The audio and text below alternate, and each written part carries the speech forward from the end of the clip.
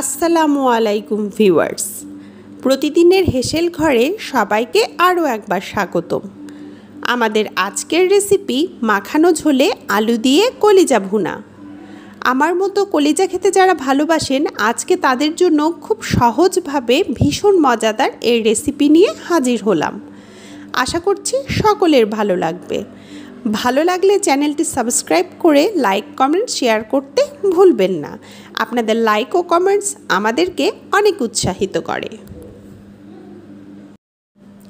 Fry প্যানে প্রথমে half cup রান্নার তেল ঢেলে দিলাম। তাতে 3টা গোটা শুকনা মরিচ, 4টা দারচিনি, 5-6টা সাদা এলাচ, 1টা কালো এলাচ ও 2টো তেজপাতা একটু ছিঁড়ে দিয়েছি। এবারে সব কিছু একটু ভেজে নেব। যখন সুন্দর একটা অ্যারোমা আসবে তখন দিয়ে দিচ্ছি হাফ কাপ পেঁয়াজ কুচি।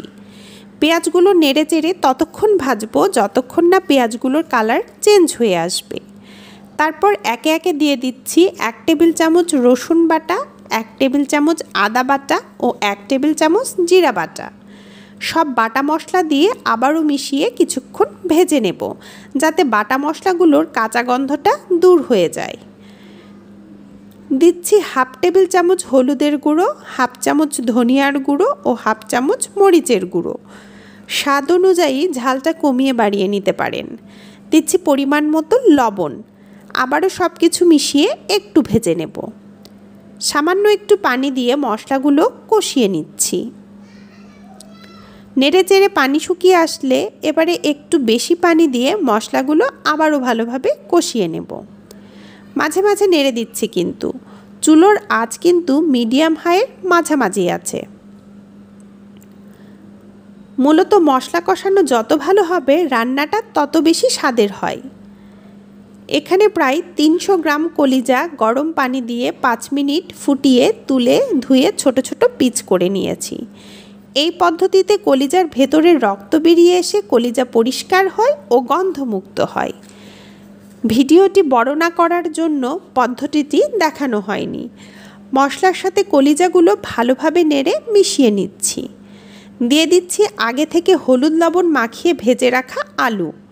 আমি এখানে একটা বড় সাইজের আলু নিয়েছি এবং আলুগুলো কলিজার টুকরার সাথে সামঞ্জস্য রেখে ছোট ছোট পিস করে নিয়েছি। আলুর সাথে সব কিছু নেড়ে মিশিয়ে নিলাম।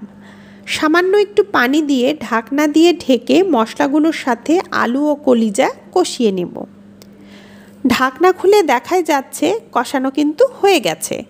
উপর থেকে তেল ভেসে আসছে। নেড়ে চেড়ে দিয়ে দিচ্ছি 1.5 কাপ গরম পানি। আবারও নেড়ে ঢাকনা দিয়ে ঢেকে অপেক্ষা করব 5 মিনিট। এই 5 মিনিটেই আলু ও কলিজা ভালোভাবে সেদ্ধ হয়ে যাবে।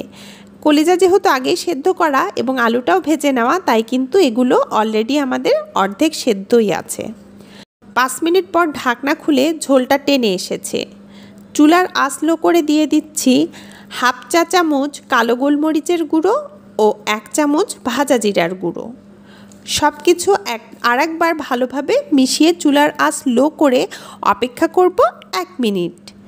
1 মিনিট পর চুলা বন্ধ করে ঢাকনা দিয়ে ঢেকে অপেক্ষা করব আরও 10 মিনিট। কলিজা ভুনার ঝোলটা কতটা মাখো মাখো হয়েছে দেখেছেন? সাদা ভাত, রুটি, পরোটা কিংবা খিচুড়ি পোলাওয়ের সাথে দারুণ লাগে কলিজা ভুনা। এই পদ্ধতি ফলো করে আপনারা খাসি, গরু সব ধরনের কলিজায় রান্না করতে পারবেন। একবারের জন্য হলেও অবশ্যই ট্রাই করবেন। কেমন হলো আমাকে জানাবেন। সবাই ভালো থাকবেন, আমাদের জন্য দোয়া করবেন। আল্লাহ হাফেজ।